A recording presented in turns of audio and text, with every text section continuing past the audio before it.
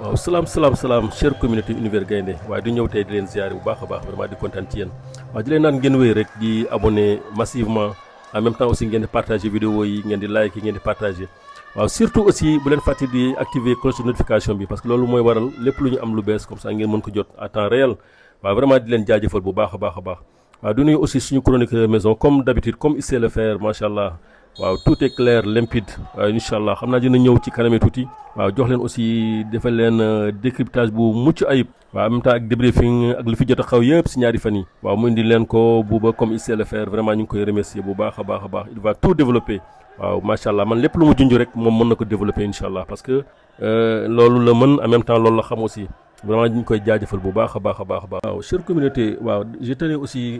def benn requête rek comme ça ngeen compréhensif quoi waaw dafa am aussi suñuy abonnés yoo xam ne ils sont partout fii ci Afrique francophone dañuy làkk français souvent ñoom ñi message nañu vraiment da nga commencé français mais léegi bàyyi nga ko yaa ngi ci wolof tout ça bon may naan aussi il faut ngeen comprendre parce que waaw fii la ñu nekk Sénégal en même temps ñëpp xam nañu aussi wolof mooy suñu langue waaw mën nañu kii rek mais nag aussi dañuy balancer ñëpp waaw parce que ñooñu aussi vraiment jékki-jékki abonné sa chaîne fekk yaa ngi commencé woon di làkk nasaraan ñu abonné ci vraiment aussi nga xëy rek aussi wàññi tout ça vraiment loolu da xew doy waa tuuti mais nag vraiment su ñuy jéggalu waaw moo tax dañu xaw a balancer rek waaw balancer wax français tuuti wolof waaw aussi ngeen mën a comprendre rek vraiment ngeen mën a comprendre waaw ñi nga xam ne aussi mën nañu activer traduction bi bon léegi macha allah léegi dafa évoluer soo duggee ci sous-titrage yi mën nga changer bëgg a làkk bu la neex waaw même soo bëggee yoruba sax mën nga ko moom ngay dégg nga traduire waaw mbaa awsa nga traduire mbaa swahili yaa xam làkk bu la neex mbaa lingala waaw surtout au côté RDC am nañ fay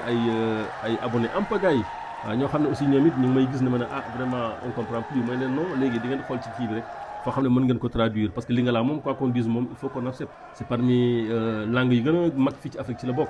waaw lingala swahili mi ngi awsa waaw yëpp c'est des grandes langues waaw yoruba ainsi de suite waaw di jéggalu bu baax a baax waaw di ñëw tey suñu taxaw seetlu bi waaw ci Ibrahima Mbaye waaw moom lañ koy def waaw Ibrahima Mbaye moom nañu xam ne rek quoi qu'on dise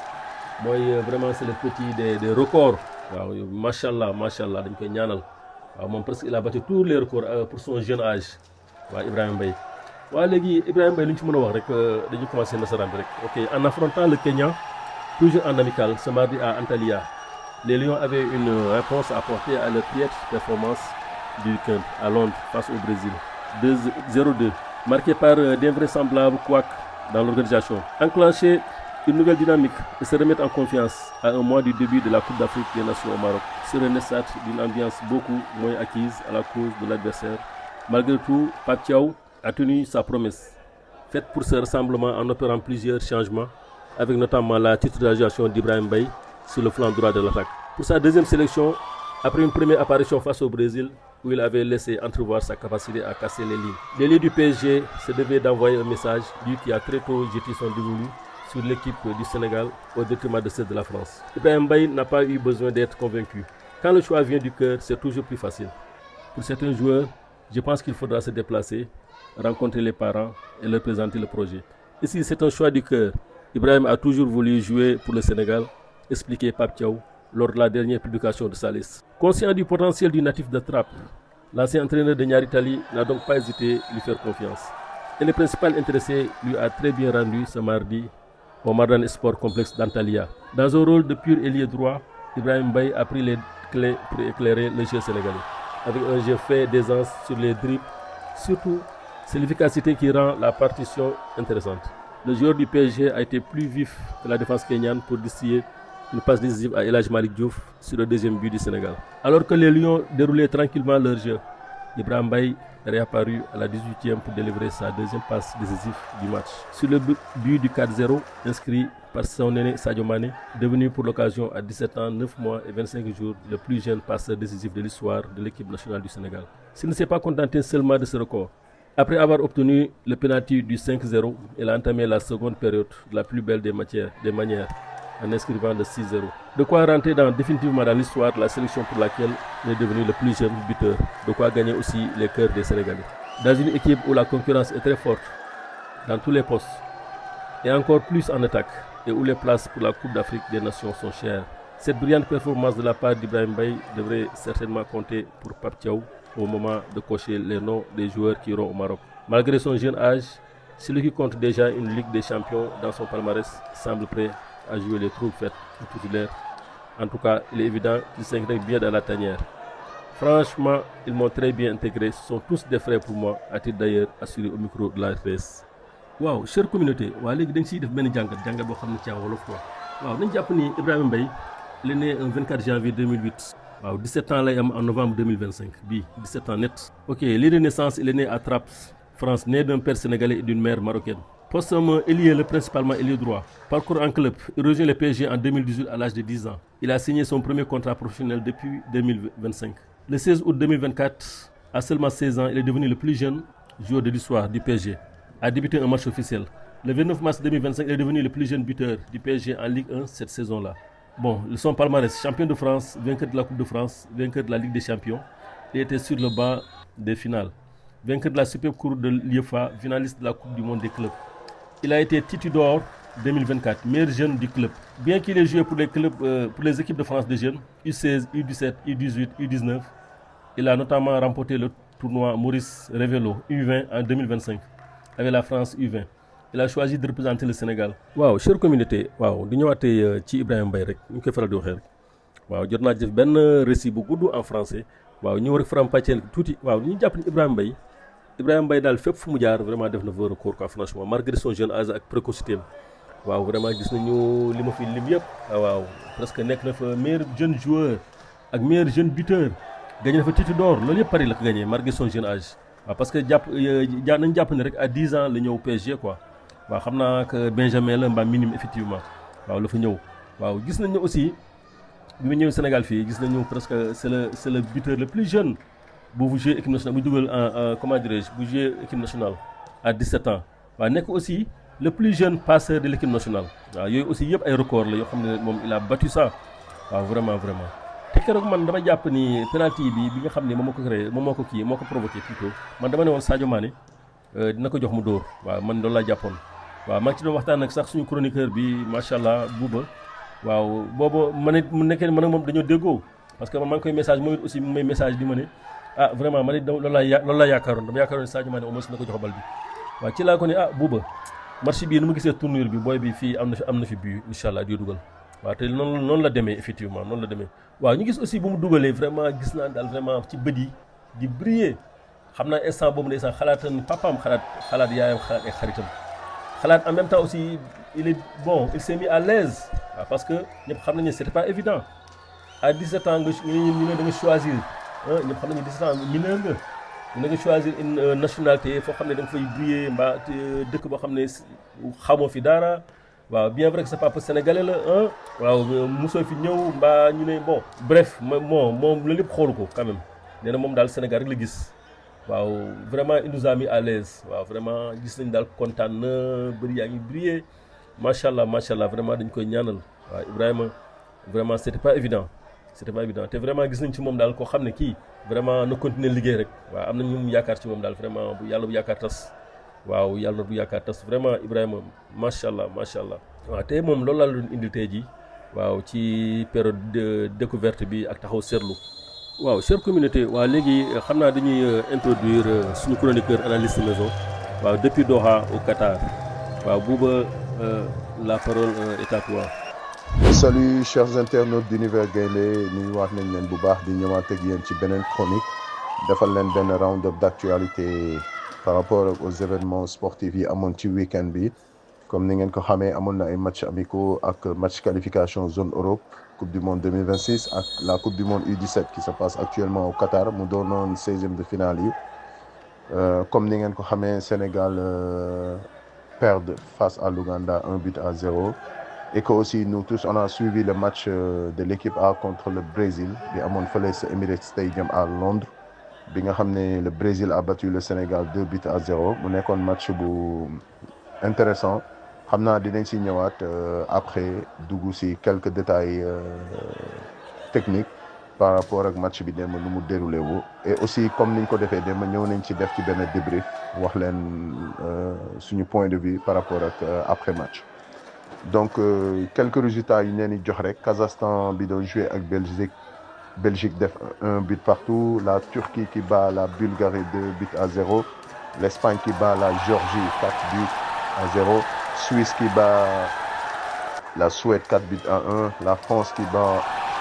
l'Azerbaïdjan 3-1, Norvège bi gagné Italie tey 4-1, doublé de Haaland. Gis nañu aussi Portugal 9-1 la ñu dóor Arménie, triplé de Neves ak Bruno Fernandes. Donc Irlande mi dóor 3-2 la Hongrie. Comme ni ngeen ko xamee match amicaux yi démb Sénégal, donc Brésil moo ko dóor 2-0, la Russie qui bat le Chili 2-0, Chili moo dóor Russie 2-0, Afrique du Sud dóor Zambie 3-1, la Libye de Aliou Cissé qui bat la Mauritanie 1-0. Donc Aliou Cissé aussi nekk ci benn continuité par rapport ak match mi, il fait de très bons matchs, donc on lui souhaite tout le bonheur et puis mu am réussite bu baax par rapport ak équipe libyenne bu mu yor. La Guinée aussi qui bat le Libéria 2-0. Donc comme ni ngeen ko xamee RDC aussi tey doon na jouer final match barrage bi nga xam ne zone Afrique bi, donc bi ko may qualification bi nga xam ne mu war a dem jouer tournoi intercontinental bi.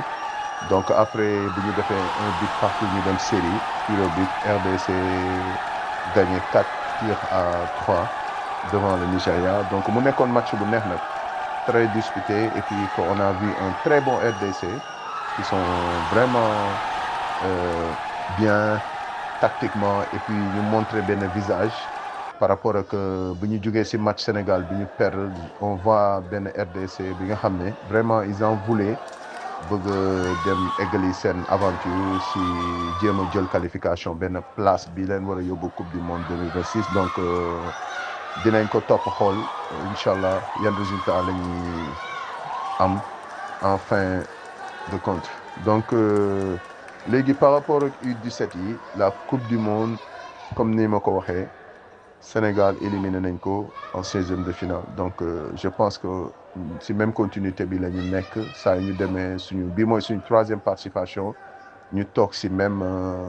stage bi, donc muy 8e de finale. Donc vu que format bi année bi dañu yokk équipe bi à 48, moo tax mu amoon 16e de finale. Donc suñu 2 premières participations on nous a éliminé en 8e de finale.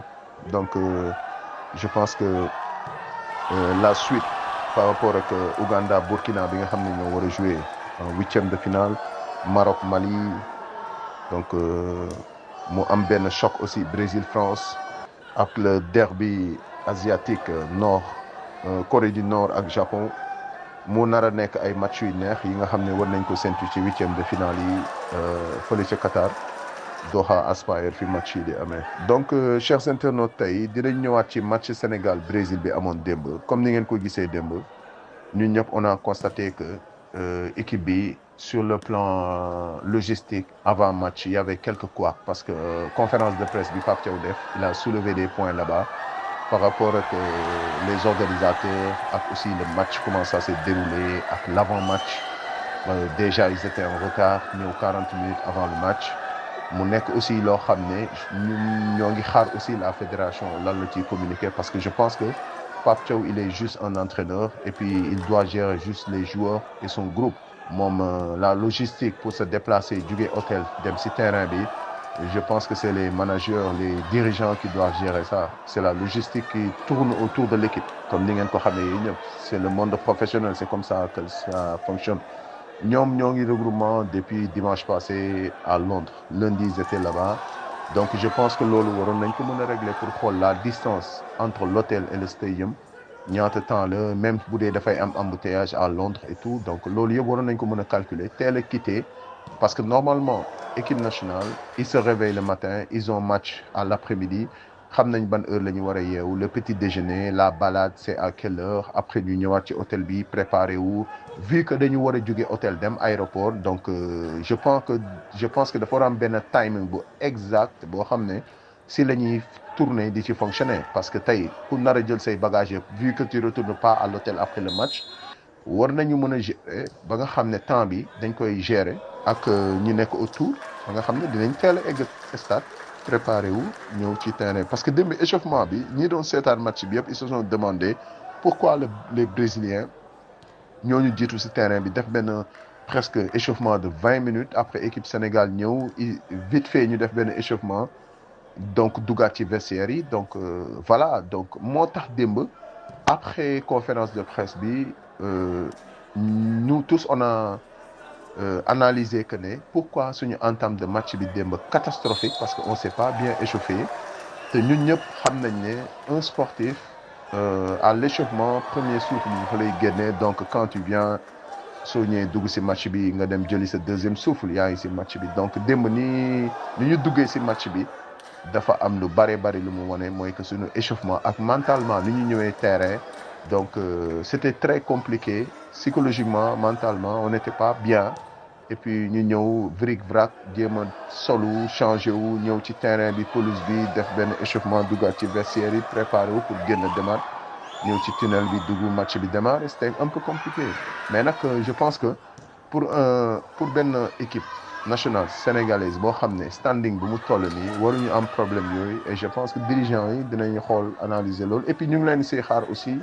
si benn communication boo xam ne ñu mën ci am ay informations par rapport ak réellement qu'est-ce qui s'est passé parce que on doit savoir qu'est-ce qui s'est passé vraiment parce que c'était trop compliqué et puis démb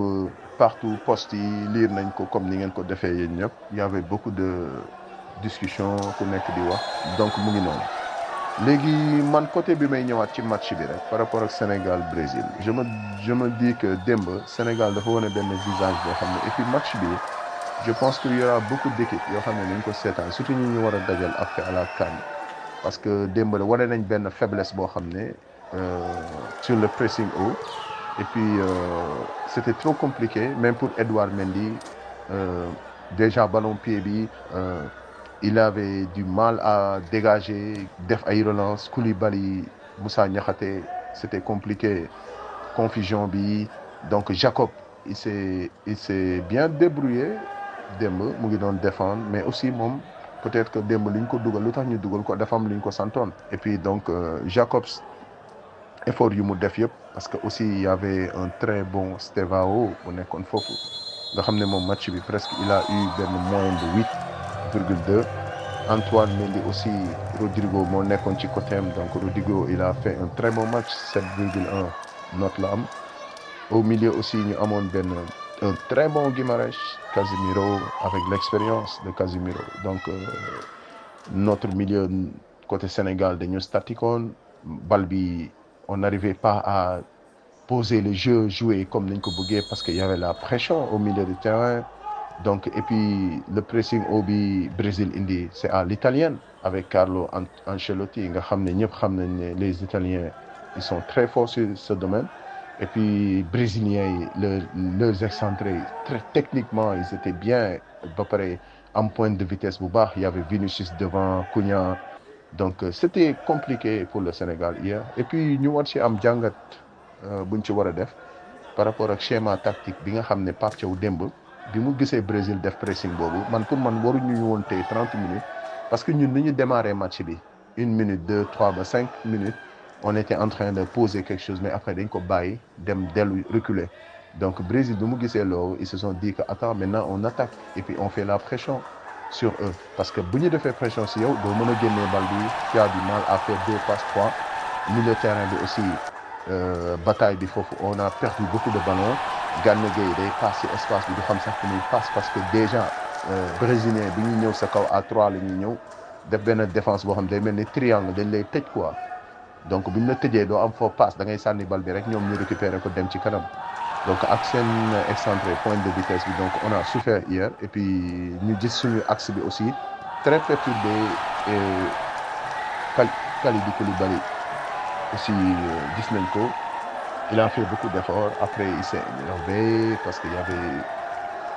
ay fautes yoo xam ne arbitre bi et tout mais man arbitrage bi du ma ci taxaw lool parce que ça fait partie du jeu et puis l'arbitre est le maître du jeu pour man football arbitre bi ci la bokk mais démb man sama analyse personnelle événement yi def ñu dépassé démb donc même Pape Thiaw mu ngi taxaw ci ligne de touche bi il n'arrivait pas à replacer ses joueurs parce que moom tamit événement yi daf ko dépassé donc yooyu je pense que il faut ñu am benn liggéey bi ñu ci def am benn jàngat bi ñu ci def analyser loolu yëpp et puis préparer en conséquence parce que ñun équipe yi ñu war a dajal mën nañu ñëw tegalaat ñu genre situation fait de jeu yu mel ni durant compétition bi nga xam ne moom la ñu war a jëm te yooyu yëpp match bi ñu joué démb moo ko waral parce que wane nañu benn faiblesse léegi équipe yi dinañ koy jël utiliser ko parce que léegi avec séance vidéo yi ñuy def donc analyse vidéo donc dinañ xool lan nga mën ak loo mënul léegi c'est à Pape Thiaw de revoir ban schéma tactique lay ñëw indi parce que aussi ñun je pense que équipe Sénégal toll na foo xam ne buy joué ak yow dafa war a ñëw indi lu mu mën fa mu mënee rek la war a ñëw joué li mu mën la war a ñëw tegal la ko imposer ko quoi léegi nag après jeu bi mooy def différence bi mais jouer avec un faux neuf moom je pense que Pape Thiaw waru ko répété waat parce que démb on a souffert parce que gis nañ bi Nicolas Jackson ñëwee en deuxième mi-temps presque ba fin de match ñu ñoo yoroon position bi on a essayé de poser quelque chose donc ça se voit que ne ni ñu terminé match bi peut-être que noonu lañ ko waroon commencer man jàngat boobu laa ci am. léegi chers internautes xam naa de toute façon équipe bi def nañ seen galop d'entraînement egg nañu fële Turquie donc d'ici suñu prochaine vidéo dinañ ñëw def ci benn chronique wax ci par rapport ak 11 de départ probable bi nga xam ne moo war a jouer contre Kenya et puis lan la ñuy xaar ci équipe bi parce que aussi ñëpp xam nañ ne après défaite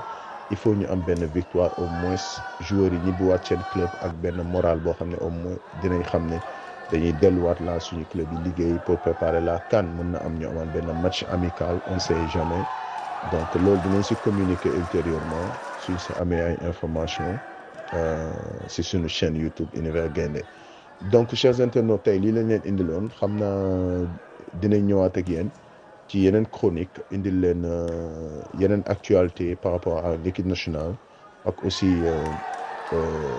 match bi nga xam ne tey barrage ici doon nañ ko joué RDC ñu war a dem jouer intercontinental bi ñu war a xam kañ lay dajal dinañ si ñëwaat yooyu yëpp indi leen information yooyu yëpp ak aussi démb gis nañu Pape Matar Sarr il est sorti dafa blessé donc suñ ci amee information par rapport ak blessure am ak situation bi fan la toll dinañ leen ko indilaat fii incha allah et que bu leen fàtte di aimer abonner ngeen like vidéo yi partager et puis la communauté vraiment topp bi ngeen ñuy topp ñu ngi leen siy jaajëfal bu baax et puis mën ngeen di bàyyi seeni commentaire par rapport ak seen contribution dinañ ko lire après